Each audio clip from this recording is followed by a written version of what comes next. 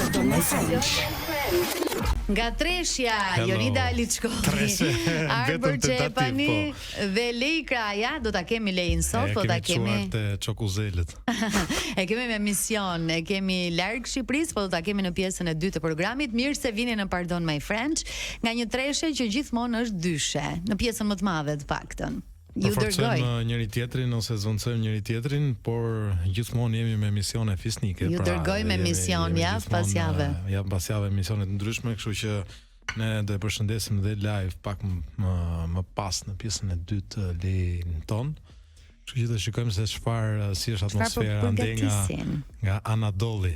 Kohë dhe sot në Tiranë ka qenë një kohë e mirë, ka qenë shumë, mua më zhdukur pak shi, pak minuta se të vinim në studio, po gjithsesi ka qenë përgjithësi kohë e mirë. Ka qenë një kështu kohë e lezetshme. Si ashtu kështu. Koha jote si është, Arbër? Se më dukesh më i qeshur sot, je veshur bukur, ke pasur takime. Me kë? Unë me timen jam gjithmonë i qeshur, çdo herë, po meqense ty të duke më i qeshur se zakonisht. Nuk e di. Ke pasur një ditë të mbarë, e shoh nga kostumi që ke veshur. Do të flasim për tema interesante, për video apo lajme të cilat janë diskutuar gjatë kësaj jave në rrjetet sociale, në mediat sociale, po ashtu edhe në portale të ndryshme, kanë qarkulluar. Do të prekim disa gjëra të cilat prekim në Pardon My French për të prekurim këtu. Po, dhe unë dhe Arbri sigurisht japi mendimin ton të sinqert në lidhje me çështje të ndryshme. Jemi prekaxhin të vjetër. Po, e japi mendimin, sido që të jetë. Do të jenë nga showbizi, do të jenë edhe sa i përket një tematike sociale që mua në fakt më bëri shumë përshtypje, flite për bashkëtesën. Është bërë virale, nuk jam e sigurt nëse është e fundit si video, por në TikTok është bërë tashmë virale një video e një prifti që flet për bashkëtesën. Do ta diskutojmë pak më vonë, edhe se si e shohim ne të dy këtë aspekt të një marrëdhënieje. Do t'ju përshëndesim me Gims dhe Key Black, është Tushe tani në Top Albania Radio. Ne sigurisht që jemi në Pardon, po nuk dim dhe aq frëngjisht, Arbër. Spanjisht. Kur tham javën e kaluar që 17 maj do ishte një ditë shumë interesante për të gjithë ne, niste goca dhe gra, kishte dalë njoftimi që do të ishin të ftuar për fatet gjeopolitike të Shqipërisë. Përveç asaj, do të kemi mundësi Bashkimi Evropian të flasim edhe për atë. Pra do të ishin të ftuar Gjesti dhe Jozi për herë të parë pas gjithë asaj që ndodhi në natën gjysmëfinale, po ashtu kishim edhe Eurovisionin. Për të ndjekur Shqipërinë, fal zotit ishte numri 26 dhe pam Jozin dhe Gjestin si fillim. Pastaj kaluam tek performanca e Shqipërisë në festivalin më të komentuar, le të themi, dhe më të diskutuar sa i përket shpërndarjes së pikëve që jo gjithmonë na pëlqen neve të Shqipërisë, por me thënë të drejtën këtë vit kishim një përfaqësim super dinjitoz dhe një vlerësim jo aq dinjitoz. Kishim një lloj shprese këtë vit, mendonim se mund të ishte viti i dur, ndoshta pse jo për ta fituar Shqipëria, ose për paktën për qenë edhe më lart nga ç'ishte. Domethënë paktën në top 3-shën duhet kishte qenë na treguan Shqipëria. Pikët e publikut që kënga ishte ndër më të preferuarat, kështu që sa i përket jurive, shinjet nuk na duan të mirë, ne kuptuam edhe një herë dhe nga ky festival. Në fakt është një festival që çdo vit ka kontestime të mëdha, edhe nga shtetet më të mëdha, pra gjithmonë ka kontestime, gjithmonë është një njëjti proces. Madje ka patur raste, nuk e di apo për manipulim pikësh, po. Okay, deri në këtë pjesë. Okay. Televizionet të ndryshme kanë deklaruar që pikët sa i përket Izraelit janë manipuluar, kanë hedhur akuza shumë të forta ndaj festivalit, ndaj Eurovisionit. Supozohej që Izraeli nuk mund të ishte aq lart me pikë, për pak sa nuk fitoi. Dhe pastaj në minutë të fundit ishin pikët e publikut që vulosën fitoren e Austrisë, por ajo që ne na shqetësoi si shqiptar ishte pikërisht ky përfaqësim kaq dinjitoz nga Shkodra Elektronike që nuk patëm mundësi të shkonim aty ku duhej. Ne po diskutonim a kemi vend ne për të bërë një Eurovision, po nëse do të ishte mundësia do ta ngrini. Patjetër që do ta ngrinim, siç u ngrit edhe i gjithë shtabi dhe i gjithë platforma për pritjen e gjithë krerëve politik nga gjithë Europa, besoj që do bëhesh e njëjta gjë. Dhe në fakt Shqipëria duhet edhe një vend i mbyllur për të bërë aktivitete të mëdha, sepse në ndryshim nga vitet e kaluara, sa më shumë po kalojnë vitet, aq më shumë në Shqipëri po bëhen evenimente artistike mbar botërore, artistët nga më të mëdhenj në botë po vinë po japin koncertet e tyre këtu, performancat e tyre, kështu që mendoj që kohët kanë ndryshuar dhe ndërkohë që ne po ndryshojmë dhe po ndryshojmë edhe qasjen që kemi ndaj artit dhe evenimentet të mëdha, vazhdojmë kemi po të njëjtat hapësira që kemi patur edhe 20 vjet përpara. Kështu që mendoj se është e rëndësishme që ta kemi këtë, se ndoshta prandaj s'po fitojmë gjithë këto vite të Eurovisionit, se mos kanë hallën tonë që se bëjmë dot. E din ata që s'kemi vend ne. Kështu që ndoshta është momenti ta bëjmë, të jemi gati dhe ta shfrytëzojmë atë hapësirë pastaj edhe për aktivitete të tjera, sa pastaj ne aktivitetet politike s'na mungojnë këtu, kështu që të paktën në mos për art, për mitingje politike do përdoret, kështu që i duhet politikanëve tanë të dashur. Që kemi atë punë. Megjithatë kam përshtypjen që si për artistët, si për sportistët, për cilin do që përfaqëson vendin e tij, përfaqëson flamurin, ka flamurin të hedhur krave teksa pret të dalin ato pikët, është përgjegjësi shumë e madhe dhe duhet të jetë një ngarkesë shumë e madhe emocionale. Kështu që edhe vendi i 8, se të paktën hym në top 10 që Arbër i siguron me stadion atyre që do ose asaj ose atij që do të konkurrojë vitin që vjen të jetë automatikisht në finale. Kështu që një gjë të mirë e kemi arritur. Bereqaves nuk është pa gjë fare, por thash ne jemi në një moment historik Shqipëria që do të tregoj veten edhe në sytë të Europës si artistikisht mbi të gjitha dhe në aspektin e sportit hym në një kampionat europian, dha maksimumin ton.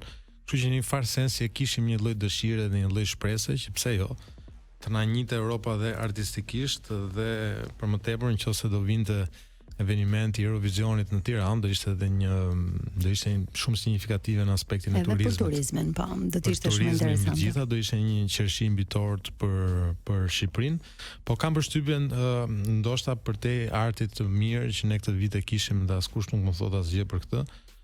Kam përshtypjen duhet të jemi pak më strateg sa i përket dhe i movi strateg, duhet ta kishte fol si movi. Po, duhet kemi një agent më protokollare sa i përket pikërisht edhe pikëzimit. Kam përshtypjen se është një lobim shumë i fortë që bën shtetet paraprakisht. Pra ti po thuaj që është vërtet lobim, nuk është një legjendë urbane që flitet që është një festival politik dhe vendet bëjnë qoka me njëra tjetrën. Patjetër, kjo është një gjë që flitet çdo vit për Eurovisionin, madje shumë vende duan që të dalin. Kam përshtypjen disa kanë dalë pastaj janë rifutur, më duket se nuk e di ka qenë, por në Itali është diskutuar shpesh kjo gjë për Eurovisionin. Dhe në fund të ditës janë të gjithë po aty dhe kuptohet që është një luftë diplomatike me gjitha, kam përshtypjen se sa thjesht dhe vetëm artistike, kështu që me mundësitë që ka Shqipëria duhet ta shikoj besoj me prioritet edhe për te artit të filloj të krijojë një lloj protokolli që për të marrë mbështetje sa më shumë që mos dalin ato rezultate që dolën edhe sa i përket jurive.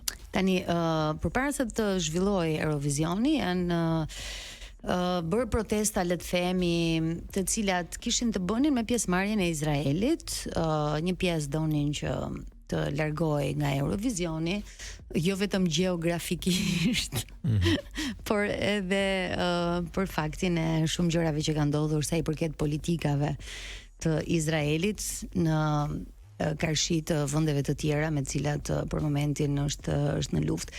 Kjo nuk u arrit, por me sa duket u arrit që ata të dilnin edhe këtë vit jo fitues, po të dytët. Pra do thotë që kanë një bazament shumë të fortë lobimi sa i përket këtij festivali. Mbahet si lobi më i fuqishëm në rrezull të paktën po nuk domethënë tavolina diplomatike mbahet si lobi më i fuqishëm në botë, kështu që patjetër që do ta shfrytëzojnë në këtë moment që ata kanë, do ta shfrytëzojnë maksimalisht. Tani unë që e vogël Arbër, kujtimin kam përshtypjen që po ata kanë fituar ka shumë vite, nuk e mbaj mend, duhet të ketë qenë 89-ta ose 90-ta, kur Izraeli fiton Eurovisionin, ka qenë një çift, kënga titullohej Kan dhe unë e kisha super të preferuar, nuk di asnjë llaf. Okej. Po ta dëgjosh kam përshtypjen që edhe ti e mban mend se nuk është se je edhe aq më i vogël se unë. Aty je. Aty ka një pjesë të refreni që mund ta këndosh me ato fjalët na na na ni na na na na na na na na na na na na na na na. Do ta vendos që ta kuptosh. Dhe kanë qenë një çift shumë i lezetshëm. Pra unë atëherë mbaj mend që Eurovisioni ishte një festival që na mblidhte përpara ekranit, ne dëgjonim këngë shumë të bukura, nuk e kishim fare konceptin që mund të ishte diçka kaq e thellë politike dhe fakti që Izraeli fiton më bëri të mendoj që po fituan se është vërtet një këngë shumë e bukur dhe është një këngë që ka mbetur dhe unë e kujtoj sot e kësaj dite. Por vitet e fundit në përgjithësi kam parë që fitues kanë dalë vende që nuk është se kishin ndonjë këngë për të shkulur vleshtë e kokës, do të thënë.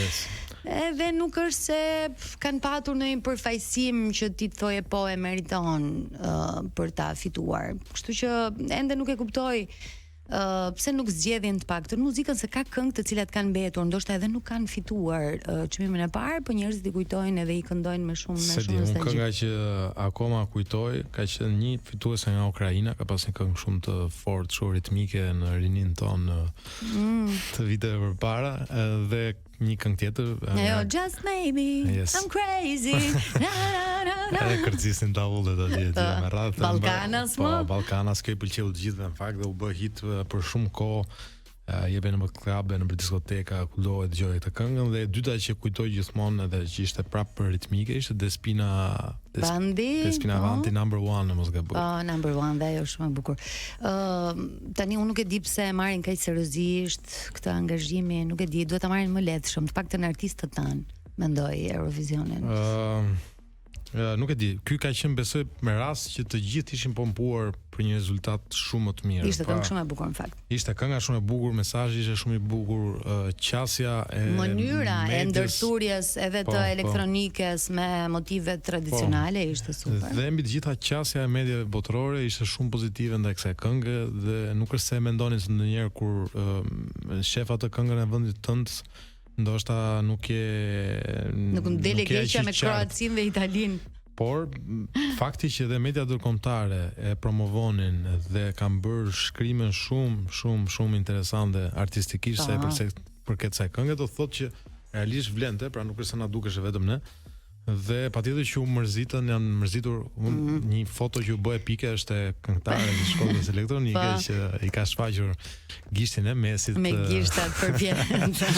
Të gjithë atyre mirë bërin fakt sepse ishte qartësisht, dukeshte qartësisht që kishte një lloj jo profesionalizmi në dhënien e votave të jurive të. Por ama kemi fituar shumë meme nga ky Eurovision, edhe sa i përket samitit në Shqipëri, takimit me Macronin.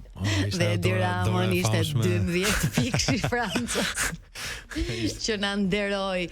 Por gjithsesi unë mendoj që Zjarm do të jetë një nga këngët që do të mbahet më shumë gjatë dhe do të nuk mendoj që do të ndalen këtu. Kam përshtypjen që do të vijojnë benefite që mund të marrin. I krerëve përveç dorës të dashurisë midis Ramës edhe Macronit, ishte edhe gishti i shtrënguar më pas nga Erdoganit kundrejt Macronit që ka bërë realisht xhiron e botës dhe ka patur 20 lloj shpjegimesh protokollare diplomatike se çfarë nuk kuptonte ai veprim në gjuhën diplomatike. Jo, dhe pse Macroni vazhdonte ta mbante gishtin aty. Kishte çat bënte shkretit të spalçonte.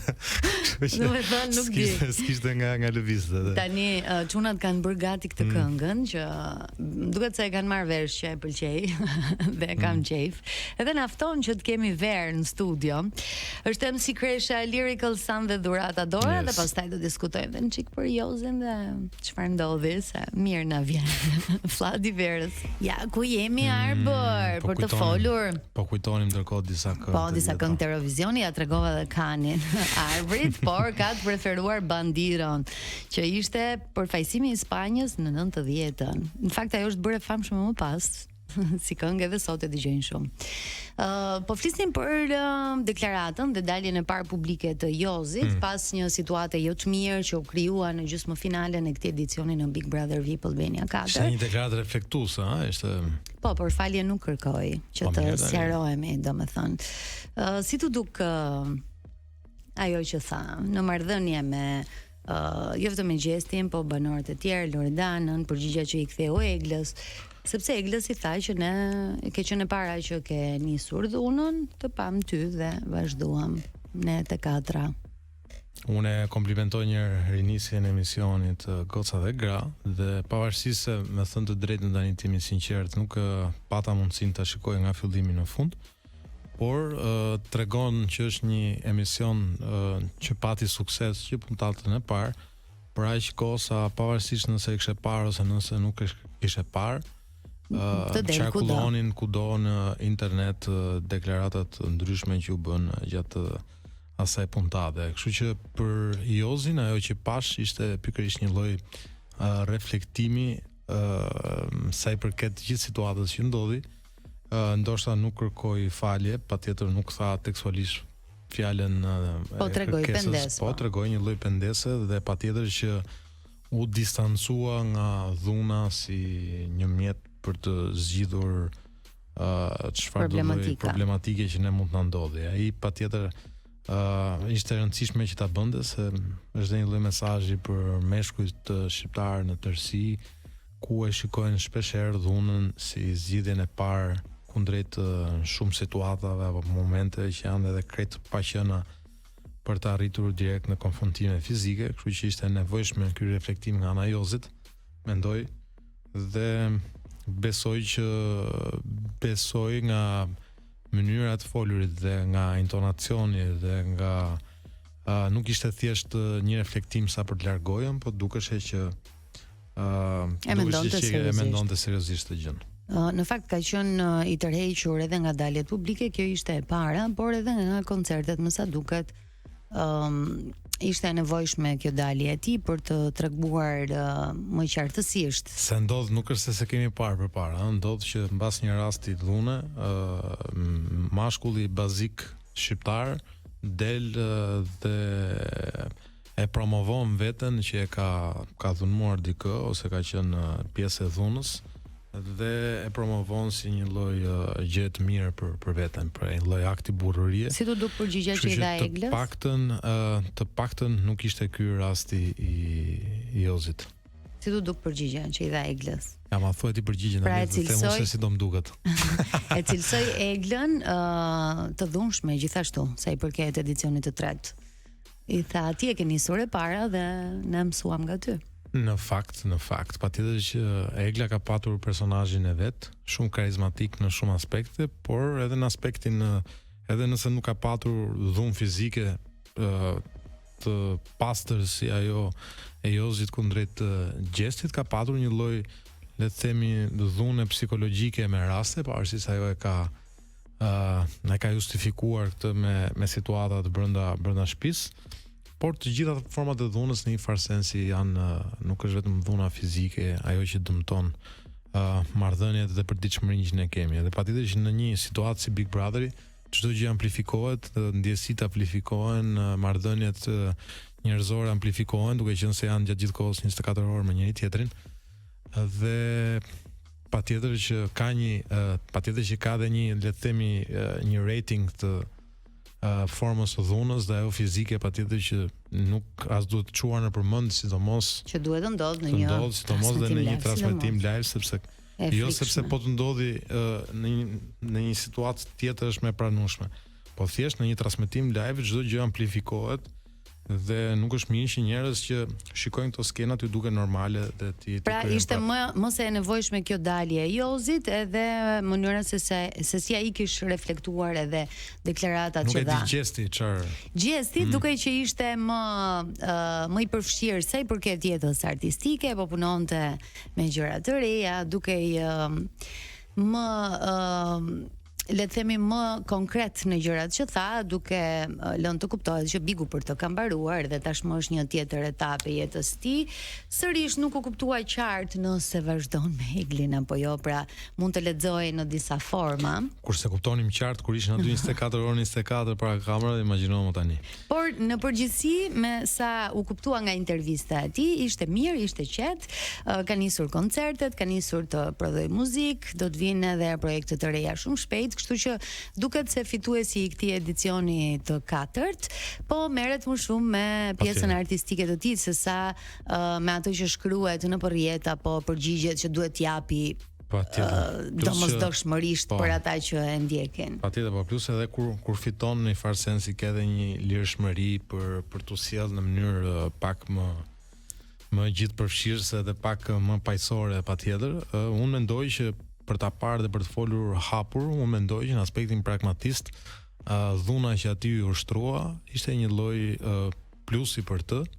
Nuk do të them që plus në sensin që bëri mirë që u dhunua, por patjetër në një lojë nerva siç është Big Brotheri, ai që e humb të ruan parin, është i humburi, kështu që ai ja doli me shumë mënyra, edhe duke provokuar patjetër, sepse ajo ishte evident dhe ne kemi parë dhe kundrejt personazheve të tjerë.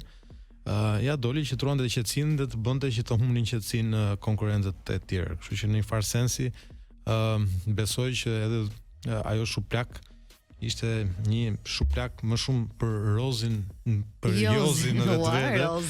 Po edhe për Rozin tani që po e mendoj. Edhe për Rozin sepse ndoshta po e them finalen mund kishte qenë ndryshe nëse nuk do kishte qenë ajo shuplak midis Rozit. Midis Rozit dhe Gjestit. Tani po flitet dhe është një thashë them që do ta zbulojmë nëse ata do duhen ose jo në pjesën e dytë programit. Duket se kemi një tjetër çift. Wow. Nga ky edicion i Big Brother. Ndodhi kështu mbas mu njohon për te kamerë. Do ta shohim nëse në pjesën e dytë pasi të bëjmë intervistën me ta, se kanë shkuar të xhirojnë në Anadol, tha Arbri. Të shohim se çfarë po ndodh. Që kanë dy të grupit domethënë apo. Ai fillojnë të lozin tek çift kush është domethënë. Do ta them gjatë publicitetit. Ju përshëndesim tani me një tjetër zgjedhje muzikore, sepse në fund të ditës muzika ka peshën e saj në program. Purple Disco Machine do të vi tani Playbox. Jemi sërish në studio, ju thash që do të komentojmë një video, nuk e dija është e këtyre ditëve të fundit, por 3 ditë më parë më doli në TikTok dhe është bërë virale në rrjetet e tjera sociale. Mora këtë të emisionit ton, sepse Prifti që ka bërë këtë deklarat, të cilin unë zgjodha të mos e shfaqni me pamje në ekranin LED, po do t'ju avë këtu ta dëgjoni sa i përket kësaj deklarate dhe do doja shumë ta diskutoja me Arbrin në studio përgatituni se flakët e ferrit po ju presin. Duhet ta shtyp këtë her pas here se Prifti lëshohet fare. Pra flitet për bashkëtesën. Zoti e mallkon. Përjashtohesh nga kisha. Prit. Nuk bashkëtesa nuk është martesë. Është kurvë, është mëkat i vdekshëm. Zoti nuk e lejon, Zoti e dënon, Zoti e mallkon. Përjashtohesh nga kisha, nuk e të drejtë kungohesh dhe rrezikon shpirtin në përjetësi. E keni dëgjuar çfarë thot në shkrimin e shenjtë? Kurva dhe kurvarët nuk kanë vend në mbretërinë e Zotit. Ai që bashkëton pa kuror nuk është i krishterë. Aq më tepër kur je i pagëzuar dhe shkon dhe bashkëton me një person. Si e bën këtë ti? Ti nuk je më vetja jote, ti je i Krishtit. Çfarë thot Apostol Pavli? Si të marr gjymtyrët e Krishtit i bëj gjymtyrë kurvërie? Se është tipa nuk e dini se një tempulli i Zotit, edhe Zoti rrit tek juve? Si mund të bëjmë neve me trupin ton çfarë duam? Thjesht se më do ose e dua? Në qoftë se e do ose e do, hajde këtu në kish. Bekoje dhe martohu. Okej, mirë. Kjo është deklarata që ka bërë xhirën e rrjetit, janë shumë njerëz që po e komentojnë në fakt, dhe te kjo video që është super virale dhe super e shpërndar, janë bllokuar komentet, besoj që do jetë bërë nami aty. Edhe personi që e ka publikuar ka menduar që ti bllokoj, sepse gjinaf si ka se realisht isha shumë kurioz të kisha parë komentet, dhe ishin shumë Po, ditën e parë që e pash ishin mekje, sepse unë në këto raste Arbër futem direkt te komentet. Dhe pastaj me sa duket është bërë një lukuni e madhe aty dhe kanë vendosur që ti bllokojnë.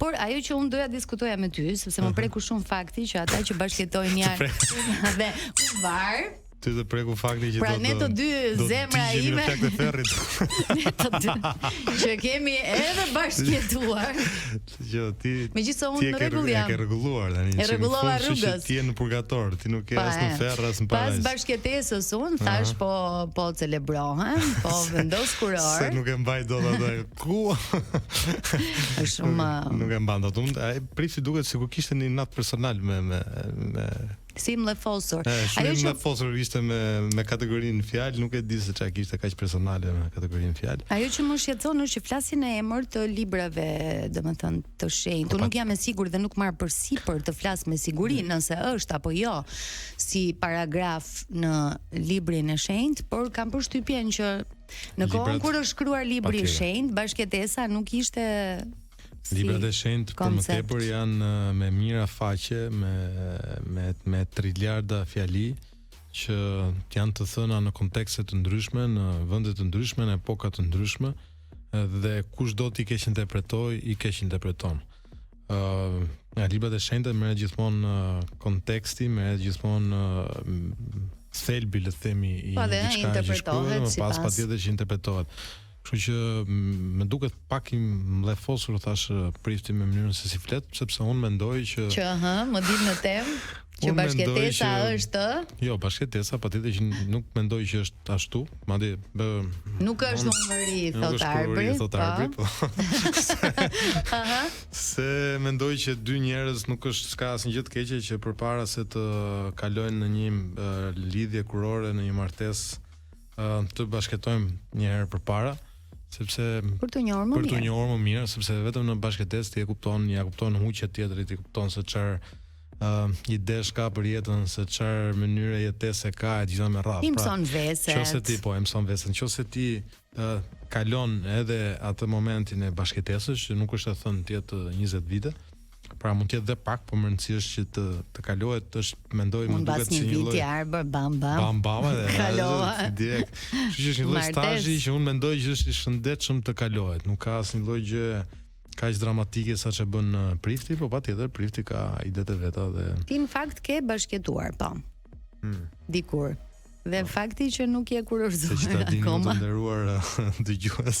Do thotë që bashkëtesa bën mirë për të vendosur. Mban regjistrin kush ka bashkëtuar dhe sa. E ka bërë një defter atje dhe thotë po. Ti kam shënuar. Okej. Bashkëtesa. Kush është rezultati? Rezultati është statistikave tua, po. Në lidhje me këtë që sapo the, që është një mënyrë shumë e mirë për të marrë një vendim akoma më të rëndësishëm më vonë. Pra fakti që ti nuk e ke marrë ende këtë vendimin e rëndësishëm më vonë, do të thotë që pas bashkëtesës ke kuptuar që duhet edhe një çik më vonë për këtë vendim. Do edhe një bashkëtesë tjetër për të kaluar bashkëtesën e parë, po. Gjithsesi, unë jam shumë kundër deklaratave, të cilat janë gjithë përfshirëse, të cilat i referohen librave të shenjtë, nuk ka rëndësi se cilës feje i përkasin, por që flasin me pathos për deklarata dhe për një kategori njerëzish që ndoshta nuk është se janë dhe aq të informuar dhe mund të bëj kaq shumë bujë dhe rëmuj. Mund ta marrin shablonat e gjën që e prisi thotë dhe kaq agresivitet sa i përket një fenomeni si bashkëtesa, nuk më duket e bër kjo aq më tepër nga një prift. Ka shumë gjëra të tjera negative që besoj një prift duhet të flasi për momentin ku ne jetojmë edhe për një patjetër devijime shumë të mëdha që kemi në aspektin moral si shoqëri.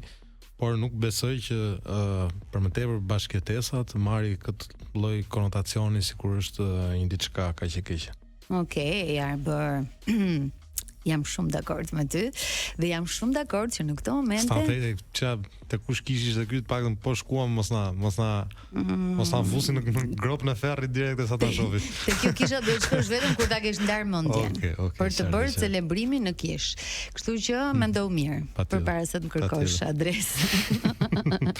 Do të shkëputemi në këtë pjesë të parë, do të dëgjojmë në pjesën e dytë të programit, do të kemi një lidhje direkte me Lei Krajën dhe Nisheun dhe çiftin e supozuar. Çiftin e supozuar dhe të tjerë personazhe të Big Brother, të cilët janë duke xhiruar se për çfarë do t'ju zbulojmë në pjesën e dytë të programit. Jemi në pjesën e dytë të programit dhe siç u tham, kemi gjëra të reja për të diskutuar. Lein e kemi sot në program, por e kemi në një tjetër pozicion. Dhe do ta pyesim gjërë e gjatë se çfarë të rejash do të ketë ky sezon i pushime on top. O zot sa të bukur. O zot. O zot. Wow. Edhe ju jeni yje. Ku jeni më shpirtra, ku jeni? Ua. Nuk e di, jeni bërë shumë të bukur, njerëz të bukur bashk aty, edhe përveç Jemi nxirr. për Bukur janë, shirë, Gocët e kemi pas shumë të bukura, po Ne kismesh. Ju jeni të gjithë shumë të bukur, por ju e dini që unë në pikën e dobët e kam lej krajen atje që kanë dhjetë sa foto. Është bërë çokoladë. Është bërë çokoladë dhe Çika dobet e gjithë resortit. O, Leila, çok güzel Leila. Isha, tani kemi Rezartin, kemi Krisin, kemi Loredanën, janë... ke lënë stafetën, no? Goca, Lokumet janë shtuar. komplimenta një Nuk herë. do të më janë modesti. Jo, si quheshim ne fistek. Fistek, këtu në Turqi, vajzave të bukura si këto që ne mund t'i quajmë në Shqipëri llokum, i thon fistek. Ka ndryshu frutin e pjeshkës me fistekun. Me pistakjo. Me fistekun. Tu kemi 3 fistek për momentin. Lidhet llokumi me pjeshkën. Po mirë, Filluat jo, çuna. Na tregoni pak se çfarë po ndodh me ju, po xhironi pushime on top, si do të jetë ky sezon çfarë të rejash do të kemi si fillim sa i përket programit veror të këndshëm që është në Top Channel dhe do të fillojë shumë shpejt. Shumë kemi xhiruar dhe jemi derisa të fillojmë transmetimin datën 23 qershor. Dhe pastaj çdo ditë do të jetë ngarkuar deri nga mesi i gushtit. Destinacionet e huaja janë edhe këtë vit. Ky serial po themi është risi për këtë vit që ne e eksperimentuam edhe po ja dalim më së miri për të sjellë 8 episode me këta personazhet momentit që do ju shoqërojnë gjatë gjithë verës në ekranin e Top Channel. Heni, çfarë po ndodh aty, na thuaj pak, apo ndodh në një mini Big Brother, pra është në një situatë apo vazhdon Big Brotheri aty apo? Jo, më thënë drejtën jemi shkëputur pak nga kemi mbulluar të derën. nga ato situatat e Big Brotherit. Këtu kemi hapur dyert të reja, kemi Jam bërë paqe. munduar të njohim po anën tjetër të karakterit të gjithë secilit, talentet e tyre, ndoshta personalitetin që nuk doli për shkaqe të ndryshme sepse aty po pra. Aty ambienti Për shembull Unida, unë në Big Brother, unë Xenin nuk të kisha njohur aq mirë, kurse këtu është, nuk e di çfarë çuni është. Zjarr. Është ai më popullari i grupit, domethënë është shumë popular, është më i kërkuar i grupit, gjithë duan të rrinë me Xenin, është E njohin dhe vajza turke aty apo akon s'ka shkuar deri? Këto ruset tani për më. Po mirë, shumë mirë, bëre që vesh. Xeni, po nga gocat që ke afër aty, kë ke të preferuarën tonë, se kanë dalë sa lajme, me thënë drejtën. Kujdesi përgjigjes së jon që është Lajmet kanë dalë, janë lajme falso. Ka qenë ishe preferuara në shpinë, ne kemi lënë Bigun atje. Tani e preferuar thash gjithë resortit është Lej në skenë. Tani që njohëm njëri tjetrin. Pra, le ta saktësojmë këtë thashë them që po qarkullon midis Xenit dhe Rizartës, po flitet që mund të ketë pak më shumë se miqësi, por ju po thoni që Jo, vetëm miq. Mund të jap një lajm ekskluziv për ju, unë jam në një lidhje me një rusë të në jashtë resorti, që nuk ka asgjë mes meje dhe Rezartës përveç se një miqësie të pastër. Jemi shumë. Mama kanë lidhur me 1000 veta, më thonë të shikoj një foto timen me një djalë dhe direkt po ndodh në një. Në fillim sa erdhën në hotel gjithë ishin duke kërkuar ty, nuk e di gjithë çuna. Po tregoj çik çan ndodhi, tregoj. Pa ta dëgjoj. Çertë sa lule Horizart. Na tregoni ca gjëra pikante. Lule që ndonë që mi ka sjell Xeni, po ishin lule anonim, erdhi një buqet me lule. Nuk e di nga kush. Po, është shumë e kërkuar Rezarta, është shumë simpatike, gjithë e duan, kështu që. Bravo. Krisa, ty të kemi parë që përveç se bën video të shumë fani, ke edhe një shpirt për të organizuar grupin aty. Sa i përket rrjeteve sociale, se ne atë kemi mundur të shohim, por dua të di ndonjë specifik sa i përket pushime on top, në cilin rol do të shohim dhe a ke dalë fituese, sepse kemi parë që po bëni dhe lojra aty, Me të drejtën mora një dënim që duhet të doja që jam single. Por në fakt s'të besoj njëri, S'po besoj Jeri. Bandja më erdhi më njëherë një mesazh Instagram, ky është dënimi që dam për pushim on top. Unë i shkujta direkt kush kalon vetëm të më rrush. Po në fakt tirin ku e kemi Krisa dhe Tiri po shet. Tiri është po, me Gjibani, me Klajn, me Aldon, Shqipe, po han pak buk. Vazhdon dënimi. Janë po përgatitur edhe për një këngë Gjibani me Tirin. Do sjellin një projekt shumë të bukur. Do bëjmë bashkëpunim me njëri tjetrin. Një klip që do xhirojnë këtu. Edhe do jetë ekskluziv për pushimin sa qef. Ti Krisa je në klip? Apo thjesht suporton? Ky është një bashkëpunim që Tiri e ka me Gjibani, kështu që unë kam përshtypjen të dalë një moment tjetër në një klip të Tirit. Gjibani donte Lejn, po nuk ja. Po Lejn nuk ja pritoi dëshirën. Ne në fakt të gjithë po prisnim në një diçka, në një ndyshe, në një bashkëpunim muzikor, artistik midis Lejit dhe Gjibanit. Dëgjoj, kemi bërë video plot, kemi bërë foto plot, më tha që ta dini ju pa 4 që nuk dola në video, po ngelim i shok, se unë i thash jam djeg nga videoklipet, nuk më pëlqen të dalë dhe është djeg dhe nga dielli këtë ditë. Po pra, ishte fiks për videoklip, domethënë ishte bërë Latina fiks për videoklip do. Tani kam një pyetje për gjithë ju, po mund të përfshihet edhe Eni. Eni është shumë strikt në punë. Sa ju ka stresuar këtë periudhë? Fare, është treguar më tolerancë kur nuk ka qenë. S'ka qenë fare strikt. Ka qenë the angel. Unë nuk e kam njohur më përpara, po nuk qëndroj, do që thonë, nuk e di. Jo, nuk e di me çfarë tyre keni parë. Eni nxirë biçakun që ke poshtë tavolinën tani dhe që po e kërcënon. Madje ne kemi pas plot xhirime, po Eni më ka lënë që të nxihem, kështu që nuk mund të kalkohem. Na ka lënë edhe flem gjumë. Dhe në fakt Lej më tha, dje më duket po që shiko, kishim një xhirim për të bërë në orën 2 dhe më tha, shiko ta duhet jemi patjetër në orën 2 këtu, tha se Eni tha shumë strikt.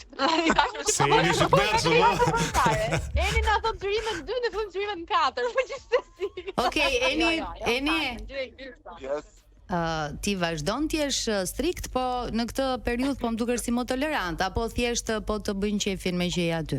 Jo, thjesht kam gjetur grup, domethënë nuk ka nevojë fare grupi për t'i drejtuar, e dim vetë çfarë duhet bëjnë. Unë jam shumë i lumtur, unë jam i fundit. Këta më drejtojnë mua, edhe unë jam aq në qef edhe aq i qetë sa.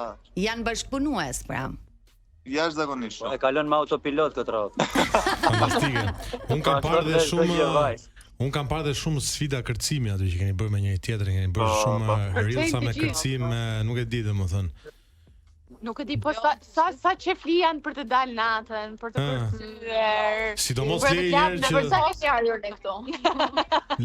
Rizarta një herë ka djeg fare jetën e natës. Këtë besoj ti Leji kemi të dëgjuar se Leji një zë gjumin orën 9. Leji nuk e kemi asnjë natë.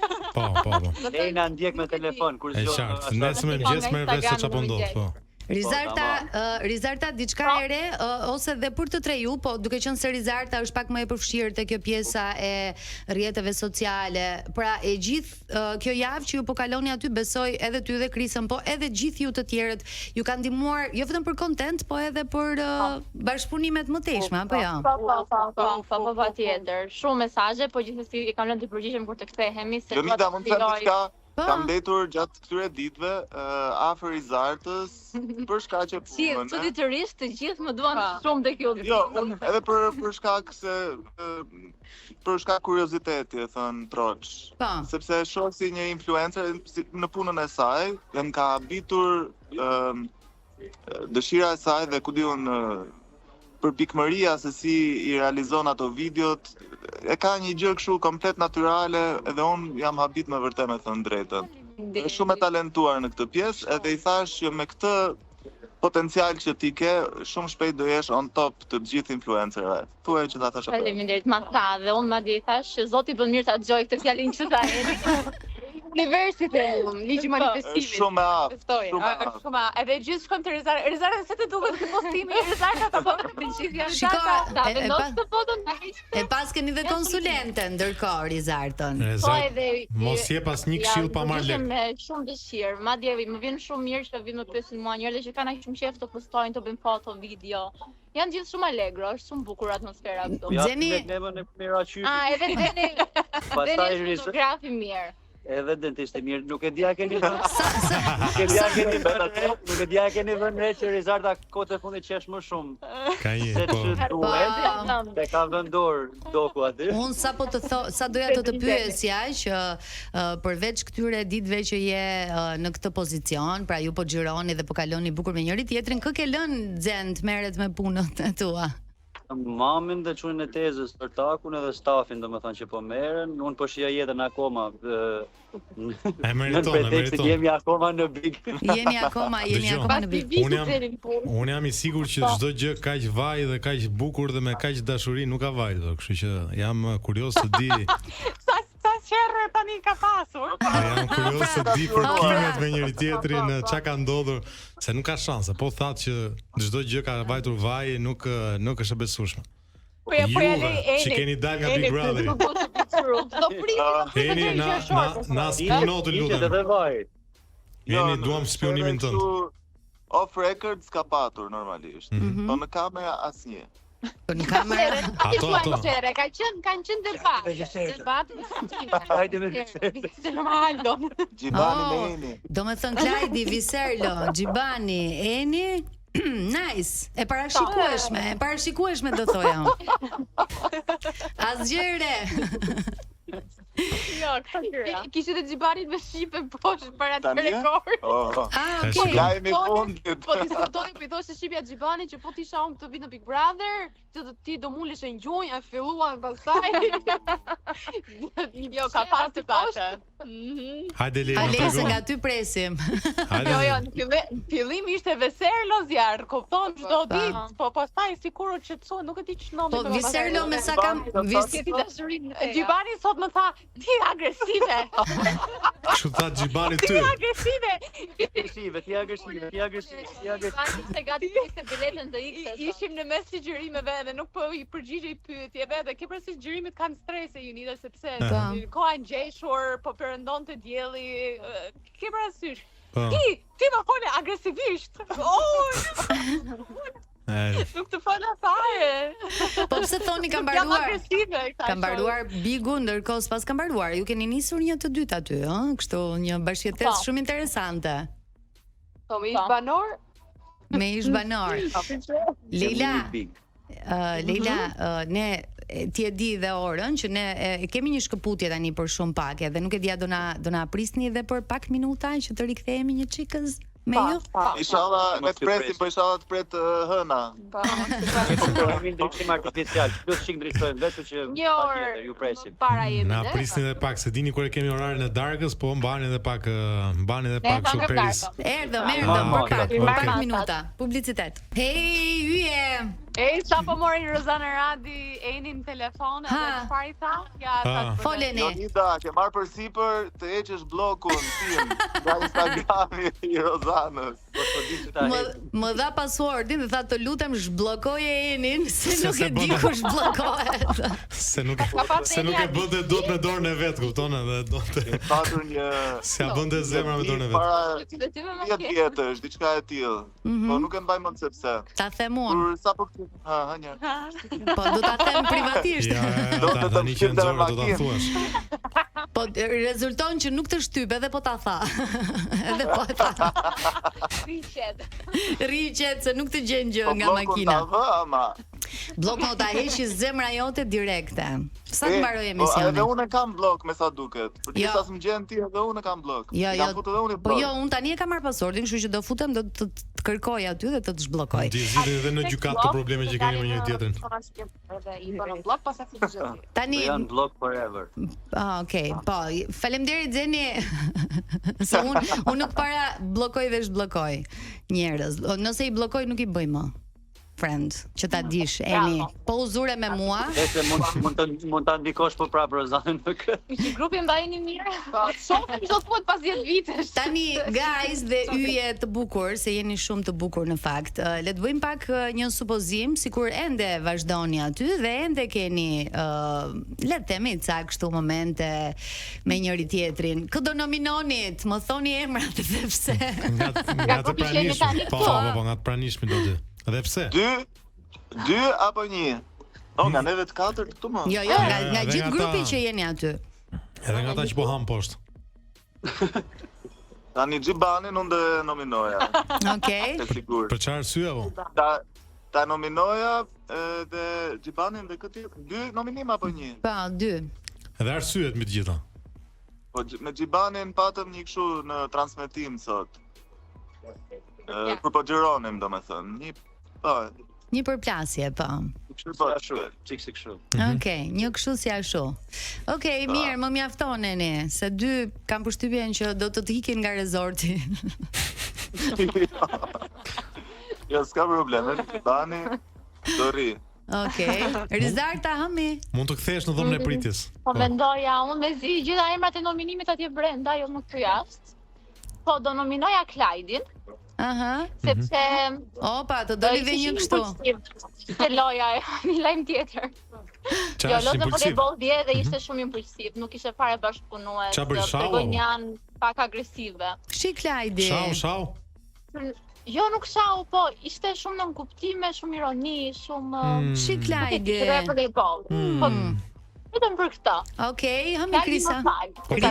Krisa që thot Po tirin. mendohem se me thënë të drejtën unë s'kam pas asnjë situatë me asnjë këtu në shtëpi. Domethënë, është Interesor po je. kemi qenë okay me gjithë, por një person mund të themi që mbase na ka shaftuar pak shqetësime, do thoja Viserlo, për shkak të situatave që kanë ndodhur si në ditën e parë, pat një zëng me Aldo, pastaj jo me Klajdin dhe po bëj pak e bezdishme si gjë, vetëm për këtë, po jo. Okej, Xeni, kam besim tek ty.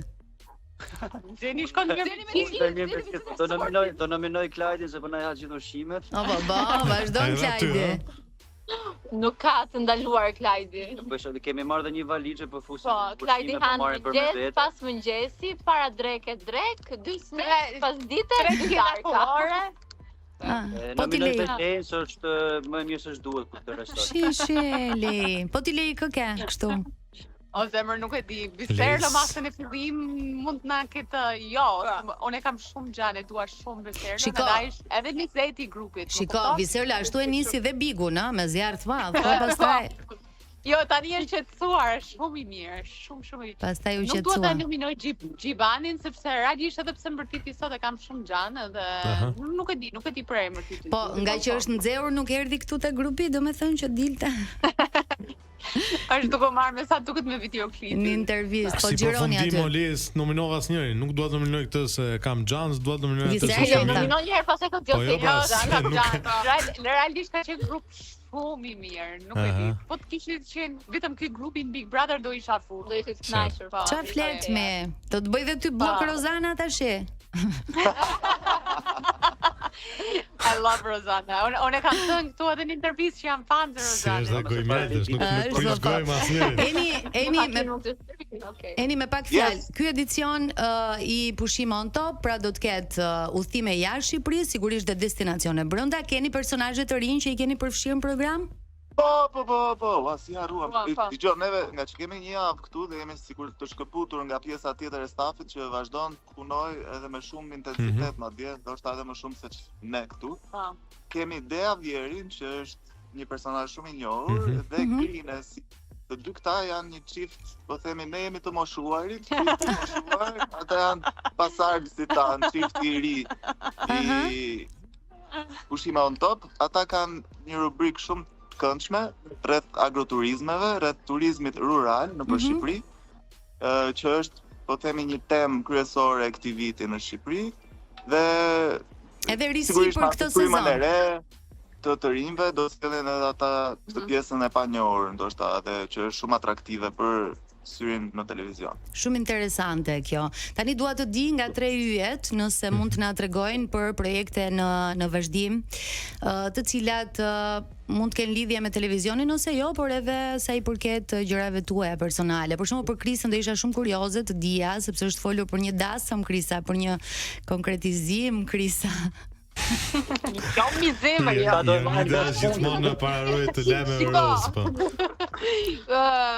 Se të themi që ndjekësit, si për mua dhe si në Instagramin tim, si në Instagramin e Tirit, na shkruajnë shumë Më shumë pyetje bëjnë tjerë fakt po, kur do I propozosh Krisës për martesë, dasma gjëra të tilla. Ne presim dhe propozim këtu, po s'po ndodh. Ka të shmangin. Se kemi edhe 2 ditë. Jam e sigurt që nuk do të shohim. Se shende në planet tona. Mbase më vonë po, atëherë do surprizohem. Po vetëm premtoni që do na ftonin datë. Sigurisht dy fton të gjithëve. Ashtu, po kjo është diçka shumë e mirë. Rizarta, keni një projekt, me sa shoh ju jeni shumë të mirë edhe për televizion. Pra, duke dëgjuar Enin dhe Lein, jeni bashkëpunues, e dini shumë mirë se çfarë duhet të bëni dhe të thoni sa I përket një programi televiziv, kështu që e keni në fokus? Patjetër, nëse vjen ndonjë ofertë që ja vlen, patjetër që e pranoj me shumë kënaqësi. Për momentin jam fokusuar tek ajo që unë bëj, tek puna ime, të qenit influencer, kam synime dhe tregon jashtë Shqipërisë, vetëm Shqipëri, kështu që po fokusohem më shumë tek puna që kam. Po sigurisht ofertat e tjera ju mirëpres me shumë kënaqësi. Xeni shpresoj të marri sa më shumë njerëz. Sa më shumë implante. Sa më shumë implante dhe vitin tjetër pastaj në pushime të tjera se është bërë rradha deri në pafundësi. Po do hap një klinikë të madhe, tash më të madhe sepse janë shtuar pacientat të kërkesat. Influencerat I ke gati edhe nuk I paguan më duket. Po, disa nga ata se tjerët kërkojnë lek, kërkojnë shumë lek, edhe nuk vinë, s'ka në për klika tjera. Po jo, për shmitën ka që nuk është çështje leku, si ka që kaloj mirë, jemi mirë. E kishe me sponda të duket të tjerë kërkojnë lek, por kë e ke? Po, nuk japim emra. Ata që ishin në për klinika tjera. Xhen, e ke menduar ndonjëherë këtë pjesën se me sa shoh dhe me sa di nga ata që qëndrojnë me ty ke shumë humor, po thot edhe Lei dhe Eni në të njëjtën kohë. Po sikur në televizion, për shembull të kesh një rol. Te portokallia për shembull. Si ftuar, ku të doni ju mund të ftoni, po diçka që të jem edhe aq shumë protagonist nuk ma lejon koha. Klientët, ta lejojnë? Klientët të lejuan një javë të dyqin, nuk të lejuan një javë që presin ata shkretet. Besoj që do ma lejojnë në sekuenca të shkurtra. Edhe këtë. Mendojni ju një plan për mua, ku mund të përshtatem më? Sa lek do jap? Jeni kile mo keni shtuar kile Lei, se Lei ne kam kështu pak meraklie që nuk ka më shumë se është ndoshta të keni shtuar, si jeni me kilet? Mos na kujtoni ti që më mbështirat edhe 2 ditë. Na shef që jemi strukur të poshtë. Pulem barkun po. Përpara se ta mbyllim, dua t'ju uroj të shihoni edhe këto ditë që ju kanë mbetur aty dhe shumë suksese Enit dhe Leit për këtë sezon të ri. Nuk e di pse Rizartës I del gjithmonë një emoji kështu me gift që është shumë okay situata. Jam shumë okay, Shumë suksese.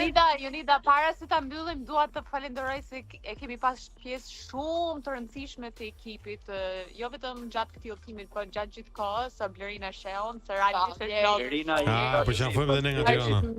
Është lodhur shumë me ne, me tekstet, me grupin. Blerina është një dashuri dhe është një pikë kyçe e pushimit on top, jo vetëm në shpirtin e Enit. Vërtet. E përqafojmë çdo ditë, vetë që do e përqafojmë edhe. Pra kemi 23 qershorin, kemi të reja, kemi Deavierin, Grinesin, kemi rubrika shumë interesante dhe lojëra me ish banorët gjatë gjithë këtij rrugtimi që ju jeni duke bërë në Turqi, kështu që ky sezon do të jetë shumë I suksesshëm dhe Lei. I zjarrt do të jetë. Lumt goja. Faleminderit shumë. Mos harro bllokun e Rozanës. Tani direkt sa të mbaroj emisioni. Amanet bllokun.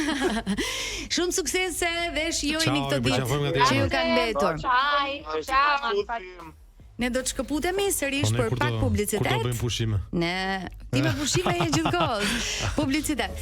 Jemi në studio, dëgjuat Elgit Doda dhe Noizi, është kënga e tyre më e re, pjesë e Top Awards, po ashtu edhe Xhibani është pjesë e Top Awards me këngën e tij të reja dhe po të na hynte në transmetim, sigurisht do ta pyesnim pak edhe për muzikën, por ishin shumë të zënë duke ngrënë pjesa tjetër e grupit të Big Brother. Harbor. E shoh që po mendohesh gjatë. Nuk doli ashtu siç dole ti, pra nuk kishim një çift të ri midis pushuzve. E thanë që është thjesht një thashë them, por që është thashë them që ka. Ashtu siç nuk ishte. Nuk po. Se ti si ke qef kështu ti bashkosh pak njerëzit ti. Po të thoshim po, jemi bashkë. Po mirë.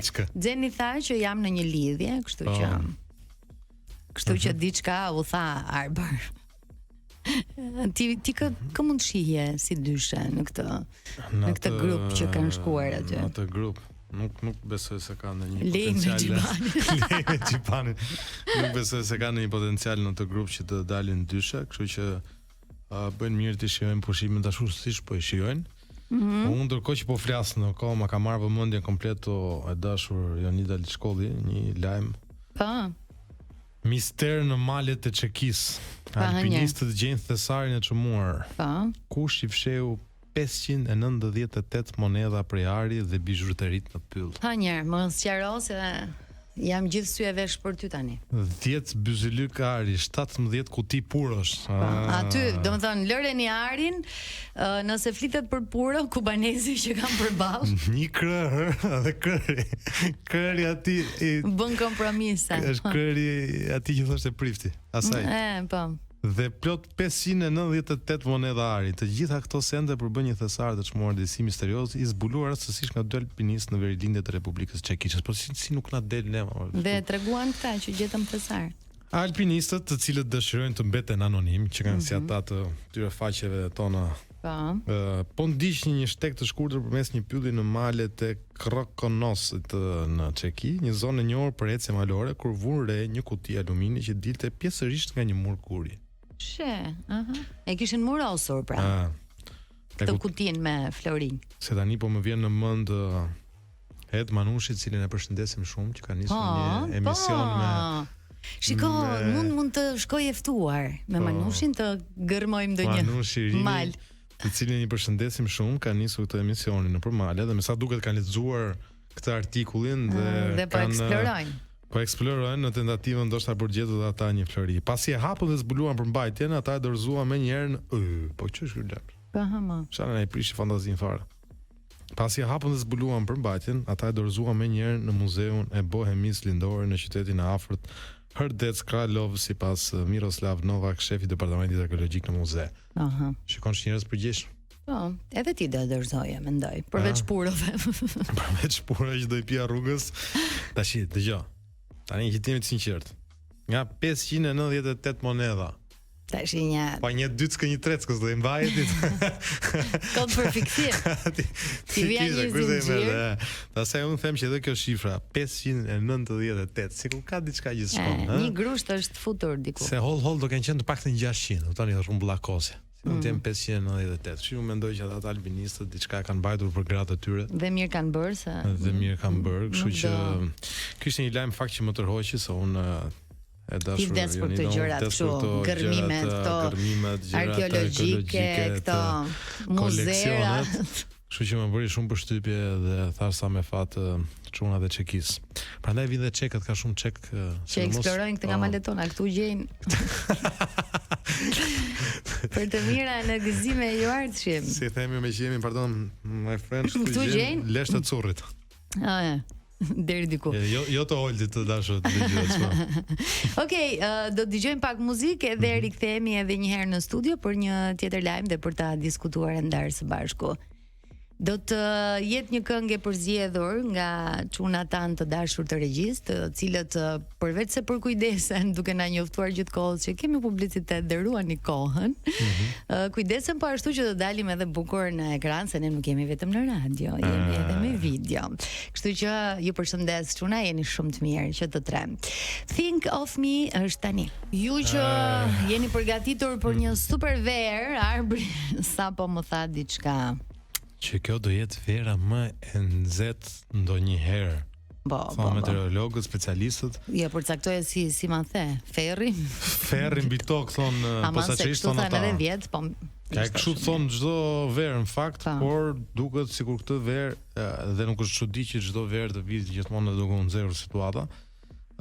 Por do jetë një qershor disi i njomur me lagështir, por me shira.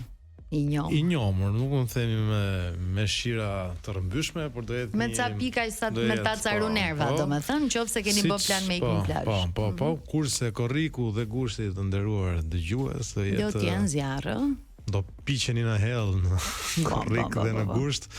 Kështu që çfarë do gjë që të kesh menduar dashur Jonita Liçkolli? Do të jetë në gjithë botën kjo apo vetëm për zonën e Europës? Po flasim për zonën e Europës më së shumti, për pjesën edhe sidomos për pjesën e Mesdheut, që do jetë një verë shumë e nxehtë.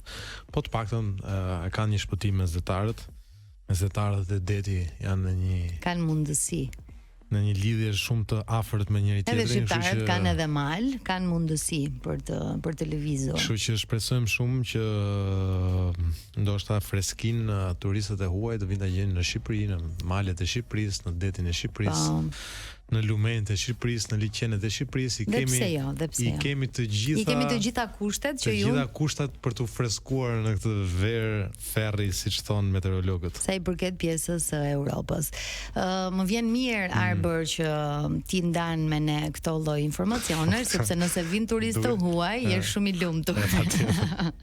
Duken si ata të moçmit, kështu që do prishet koha nesër se më ngjuri. Po, je në këtë fazë, se un aty jam. Ti e ke me kraun. Un po bllokova. Po të dhëmin kyçe thash. Dije që të nesërmen do bjerë shi. Jemi në fund të Pardon My Friend. Faleminderit që na ndoqët edhe sot. Do dëgjojmë të mërkurën tjetër. Shpresoj që të mërkurën tjetër të jemi të tre. Shpresojmë, po. Se kemi shumë dallavere për të ndarë. Do na vi e thekëruar nga dielli. Edhe me fashet e të reja. Normal. Sa aty u tregua pak shumë rezervuar dhe protokollare, sepse ishte në prani të atyre që po i intervistonte, por patjetër që kur të vi në studio ne do ta zhbrilojmë dhe do marrim çdo informacion të mundshëm nga ky udhtim. Kështu që ju ftojmë të jeni me ne edhe të mërkurën tjetër, siç bëni në fakt çdo të mërkurë. Mirë dëgjofshim, mirë shikofshim, sepse dalim në YouTube për pak minuta. Boy Crazy është Kesha tani dhe ne do dëgjohemi javën tjetër. Ciao ciao.